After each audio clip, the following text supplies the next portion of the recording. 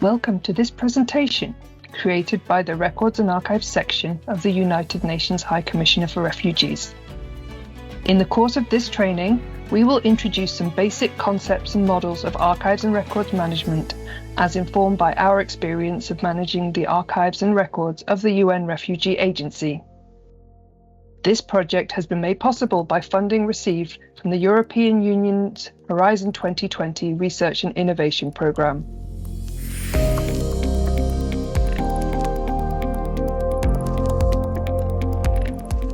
So what do we mean when we talk of archives? Sometimes this terminology can be confusing or unfamiliar. In museums we find exhibits. In libraries we find books or manuscripts. And in archives we find archives. So archives as objects refers to a record or a series of records that is a source of information with permanent value. Whereas archives as a place of custody refers to a repository, a place of safekeeping, an institution with an access regime. Archives can therefore mean one of two things: objects and places. This can be a bit confusing, as the same word is used for two related but distinct concepts. We wanted to check whether the double meaning of the word archive was just an English language curiosity. We therefore did a small survey within our international team at UNHCR to see whether there is the same linguistic difficulty in different languages. And the results are on this slide. In most cases, the answer is yes. The word archive means both object and place in most languages. We need to be clear, therefore, what we're talking about when we use the term archive. In order to spell out what we're talking about when we talk about archival records, the object, these four features are the properties archivists are looking to safeguard. Firstly, authenticity, that a record is what it purports to be. It can be trusted. Then reliability, the record is an accurate representation of the activity or transaction which it documents. Thirdly, integrity, that the record is complete and unaltered. And finally, usability. It can be located, retrieved, presented, and interpreted. When it comes to records affecting the protection of refugees, having useful, usable, trustworthy records is beyond essential, it's vital. These records are often unique and irreplaceable. The successful persistence of these features is more likely if the records are under the guardianship of a responsible custodian, be that an institution, individual, or repository. And this is where archives as a place comes from. Here is a simple metaphor describing the relationship between archives as objects and archives as places. The archives, the objects, are the coffee. The archive, the custodian, is the cup. And to enjoy one, you generally need the other. So when discussing archives, let's take a moment to reflect. Are we discussing the coffee, the cup, or both? We will now introduce some concepts of archival theory. The traditional approach to explaining record keeping is the concept of the record's life cycle. It explains the different stages the records go through from it is born, so that means created or received, until it will be destroyed or preserved in the archives. It is a useful model in order to explain the different actions and management of the records for each steps, in order to ensure the key characteristics or the features of the records are maintained. That means the authenticity, reliability, integrity, and usability. However, this model was conceived in the age of paper-based filing. And as we have moved to the digital age, the world of record keeping has become more complex. So, the records continuum model is a comprehensive way of thinking about how records should be managed and processed throughout the stages they go through. It is about understanding the values of the records from the beginning and make sure that information is created and captured in a way so that the key features of authenticity, reliability, integrity, reusability are present all the way until they become archives. It is including the processes around the records, the planning, and the organization of information, and how to ensure that the records actually can become available also in the far future. What does this really mean in practice? The same record can have multiple values and uses. A piece of population statistics can be instantly used to decide on activities for the next month, while at the end of the year, the same data shows the trend over the year. And further in the future, the data is helping to support the researcher's paper on what happened in the community. Chronological sequences are actually out of fashion. Today, it means that records are not necessarily first active, then inactive, and then becomes archives. Records are sitting from the beginning in different systems, some with clear relationships, others with no links at all. And in this more complex context, the archivist needs to plan for all the stages we have been talking about from the beginning in order to be sure that the key features are there to the very end. In the digital world especially, sustainability rarely happens by accident. Corruption, format obsolescence, bit rots, and simple loss are real and present dangers to your information. If you wait 20 years for it to become an archive, you might find yourself with no records at all. And this means that the sustainability has to be built in from the beginning. The intervention by archivists to manage the record-keeping regime at an early stage, to bring custodial principles into play from the point of creation or even before, is a sensible action to help your records survive their journey. As mentioned, it's really essential to think this way for digital, but never a bad thing to think this way also for paper or analog formats.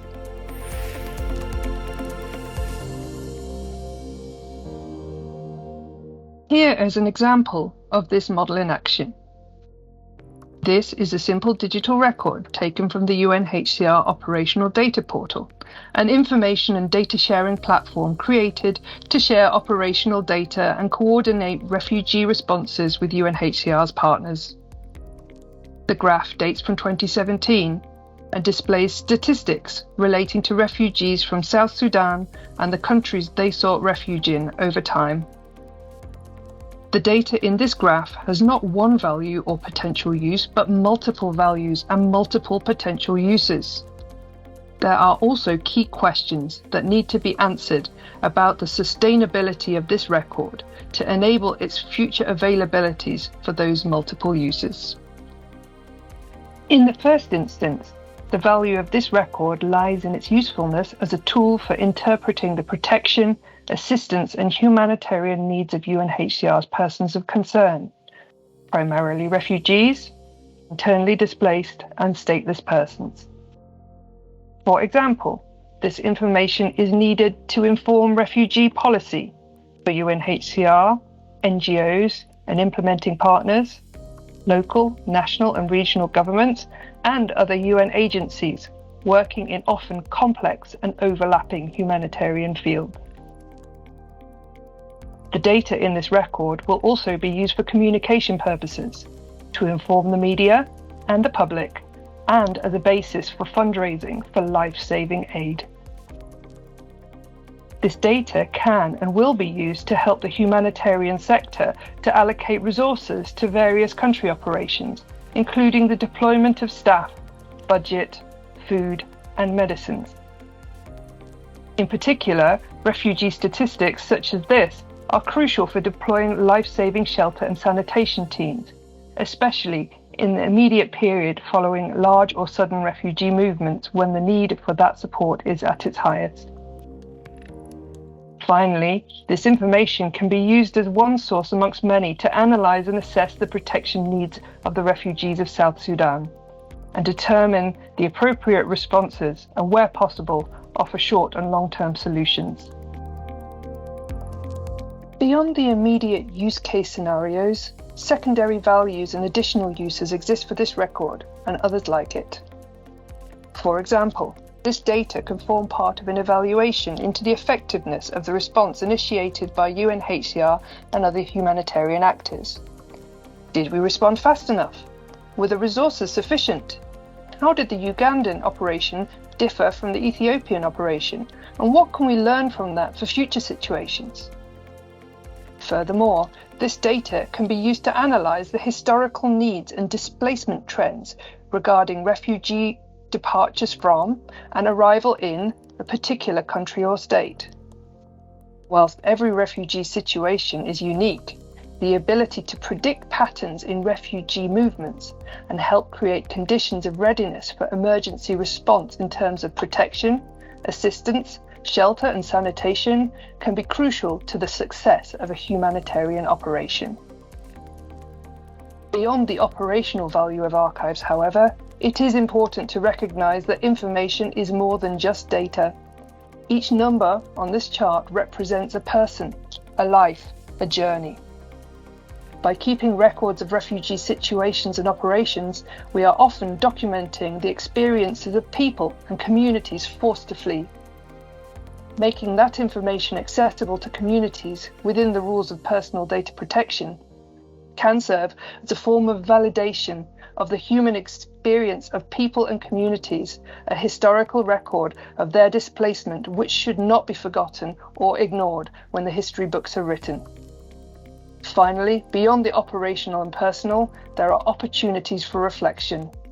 This information represents evidence of events and their consequences. What is the human cost of political unrest, a disputed election, a war, a famine? How can we answer these questions without authentic sources to rely upon? While the previous two slides show the primary and secondary uses of information captured in archives, uses which often change over time, it is important to be aware of the long-term usefulness of a record and to ask the right questions at the point of creation. Failure to do so can have a major impact on the sustainability of the record and the information it contains. Questions to consider are: is this data in a format that will be supported in 5, 10, 15 to 100 years' time? Has it been captured in a system that will protect it against corruption, loss, obsolescence or obscurity? Is it accessible to those that need it, now and in the future? Is it secure against misuse, theft or cyber threats? Crucially, do we have enough metadata, information about the data to understand its context and interrogate the data in future? We cannot emphasize enough how important it is to ask these questions as early as possible. If we wait until they are 20 years old, it's probably already too late and the information will be corrupted, inaccessible or lost in a digital black hole. I include this image to demonstrate that it's not just digital records that require this forward sustainability planning. This is an example of a fax page originating within UNHCR's operation in Croatia in the 1990s that has all but faded away due to exposure to heat, light and simply the passage of time. In this case, the chosen media was not a sustainable format for long-term record keeping. An intervention was required to safeguard the record's integrity and usability. In this case, we used a powerful scanner which was able to distinguish the severely faded text from the background and to create a new high contrast version which allows the text to be read once more, the image on the right. As custodians of the record, the history of this preservation and digitization action is also documented by the archivists, so that the authenticity and reliability can be vouched for and therefore trusted as an authentic historical record, despite its migration from the original fax page to a new piece of paper. To recap on the concepts and models covered in this presentation, archival objects and responsible custodianship of records go hand in hand. Archival records have multiple uses and values justifying their long-term retention.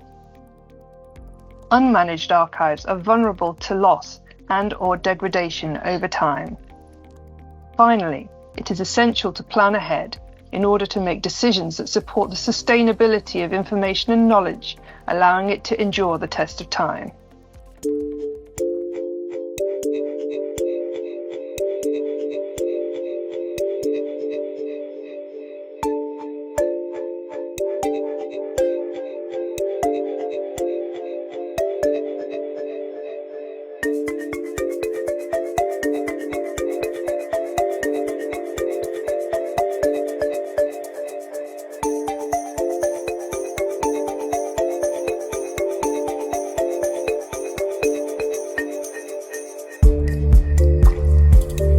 If you have appreciated this presentation and would like to support UNHCR's work to protect and assist refugees, please visit our website www.unhcr.org/donate and consider making a financial contribution to our appeal in order to help families forced to flee.